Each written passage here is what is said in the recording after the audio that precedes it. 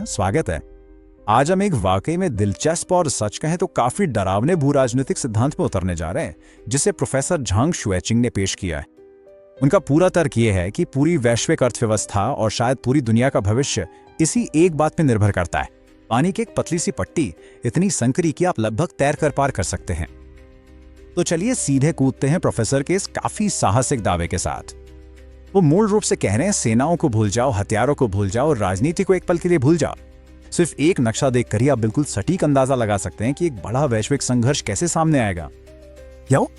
क्योंकि सब कुछ भूगोल पर निर्भर करता है और उस पूरे सिद्धांत का केंद्र, उस नक्शे का दिल यही है, हॉर्मुज़ की खाड़ी। इस विश्लेषण के अनुसार ये सिर्फ कोई जलमार्ग नहीं है, बल्कि ये पूरी विश्व अर्थव्यवस्था का केंद्र बिंदु, सबसे अहम कड़ी है। और बस देखिए कि ये जगह कितनी संकरी है। मतलब सबसे तंग हिस्से पर हम सिर्फ 33 किलोमीटर चौड़ाई की बात कर रहे हैं। इतनी छोटी सी खाई के लिए, जिसकी पूरी दुनिया के लिए इतनी जबरदस्त रणनीतिक अहमियत है, ये वाकई चौंकाने वाली बात है। और वो तो बिल्कुल ही विशाल है। पूरी दुनिया की तेल आपूर्ति का 20% यानी 5वां हिस्सा हर दिन इसी एक छोटे से चोक पॉइंट से होकर गुजरता है। अगर आप इसे बंद कर दें तो वैश्विक आर्थिक इंजन लगभग तुरंत ही जाम होने लगता है। लेकिन असली कमजोरी तो यहां नजर आती है। मामला सिर्फ तेल की मात्रा का नहीं है, बल्कि यह भी है कि यह सब जा कहां रहा है। यह सिर्फ एक आंकड़ा नहीं है, बल्कि एशिया की सबसे बड़ी औद्योगिक ताकतों के लिए यही आर्थिक जीवन रेखा है। जापान अपनी तेल की जरूरत का 75% यहीं से लेता है। भारत के लिए यह आंकड़ा 60% है और चीन जैसे दिग्गज के लिए यह 40% है। आप देख सकते हैं कि वे कितने जबरदस्त तरीके से निर्भर हैं। और सुनिए, ये कोई किताब की कोई काल्पनिक थ्योरी नहीं है। इसके नतीजे डरावने हद तक असली है। जापान के खुद के प्रधानमंत्री ने कहा है कि अगर होर्मुज की खाड़ी कभी बंद हो गई तो पूरी जापानी अर्थव्यवस्था शायद 1 साल से भी कम समय में ढह जाएगी। सोचिए जरा इसके देनेंगे। उनका पूरा देश इसी एक नाजुक धागे पर टिका हुआ है।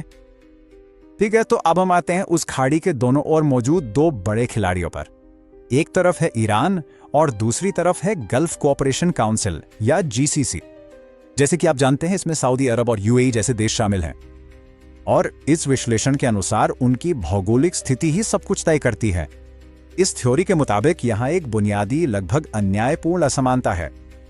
एक तरफ है ईरान, जो मूल रूप से एक प्राकृतिक पहाड़ी किला है, और दूसरी तरफ हैं GCC देश, जो ज्यादातर सपाट, खुले और पूरी तरह से उजागर रेगिस्तान है। तो इस प्राकृतिक किले से ईरान अपने सबसे शक्तिशाली हथियार छुपा सकता है। ये अपने मिसाइल बेस और ड्रोन सुविधाओं को इन पहाड़ों के अंदर गहराई में छुपा सकता है, जिससे वो अपने पड़ोसियों पर हमले कर सकता है। वो भी आप जानते हैं, लगभग बिना किसी रोक टोक के। उसकी पूरी आक्रामक रणनीति सचमुच इस भौगोलिक क्षेत्र में ही बसी हुई है। अब GCC के पास इसके बिल्कुल विपरीत छुपने के लिए कहीं भी जगह नहीं है। उसकी सभी सबसे महत्वपूर्ण संपत्तियां, अमेरिकी सैन्य ठिकाने जो उनकी रक्षा करते हैं, तेल के कुएं जो उन्हें फंड करते हैं, यहाँ तक कि वो संयंत्र जो उनका पीने का पानी बनाते हैं, ये सब खुले में ही पड़े हैं, जिससे किसी भी संघर्ष में ये बेहद आसान निशाने बन जाते हैं। तो ऐसा संघर्ष असल में शुरू कैसे होता है? खैर, प्रोफेसर झांग के सिद्धांत के अनुसार ये सब एक बड़े कदम से शुरू होता है। ईरान अपने भौगोलिक लाभ का इस्तेमाल करके होर्मुज जल डमरू मध्य को बंद कर देता है। इससे तुरंत ही दुनिया के 20% तेल की आपूर्ति कट जाती है और बूम, पहला आर्थिक डोमिनो गिर जाता है।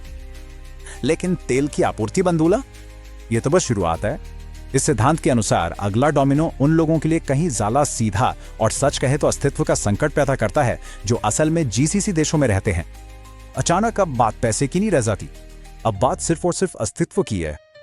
इस विश्लेषण में तो यहां तक कहा गया है कि GCC के चमचमाते आधुनिक रेगिस्तानी शहर कृत्रिम संरचनाएं हैं। मेरा मतलब है, ये वाकई अद्भुत है, लेकिन ये आत्मनिर्भर नहीं। जीने के लिए जिन सबसे बुनियादी चीजों की जरूरत होती है, उनके लिए ये पूरी तरह 100% बाहरी दुनिया पर निर्भर है। और यहाँ के आंकड़े तो वाकई चौंकाने वाले हैं। वे जो भी खाना खाते हैं, उसका 80% आयात किया जाता है, और उनके ताजे पानी का 60% हिस्सा उन बेहद संवेदनशील विलवणीकरण संयंत्रों से आता है, जिन्हें हमने अभी देखा।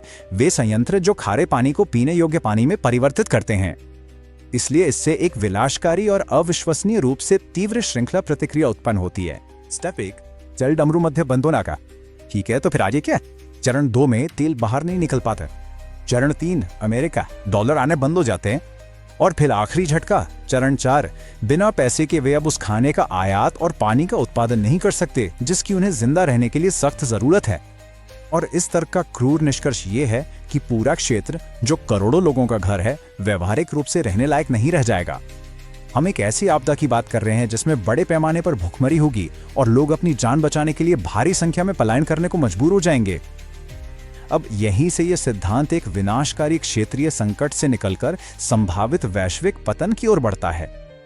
ये जीसीसी के भाग्य को सीधे संयुक्त राज्य अमेरिका की आर्थिक नींव से जोड़ता है। ठीक है, इसे समझने के लिए हमें जल्दी से पेट्रोडॉलर के बारे में बात करनी होगी। इस सिद्धांत के अनुसार यही पूरे अमेरिकी नेतृत्व वाले वित्तीय तंत्र की सबसे अहम कड़ी है। ये ऐसे काम करता है, सारा तेल अमेरिकी डॉलर में बेचा जाता है, डॉलर में। तो अगर किसी भी देश को ऊर्जा खरीदनी है तो उसके पास अमेरिकी डॉलर होना जरूरी है। इससे इस मुद्रा की लगातार जबरदस्त वैश्विक मांग बनी रहती है। लेकिन इस चक्र का एक दूसरा हिस्सा भी है। जीसीसी देश उस तेल बेचकर मिले अरबों पेट्रोडॉलर का क्या करते हैं? वे उन पैसों को वापस अमेरिका में निवेश करते हैं, खासकर सबसे बड़ी टेक कंपनियों में, जिससे असल में पूरे अमेरिकी वित्तीय बाजार का मूल्य बना रहता है, शेयर बाजार। और यहीं पे पूरा सिस्टम बिखर सकता है, क्योंकि अगर जीसीसी अचानक अपनी खुद की अस्तित्व की लड़ाई लड़ रहा हो और उसकी तेल से होने वाली आमदनी शून्य हो जाए, तो वो भारी मात्रा में नकदी जो अब तक अमेरिका में आ रही थी, शेयर बाजार में वो प्रवाह एक ही रात में बंद हो जाएगा।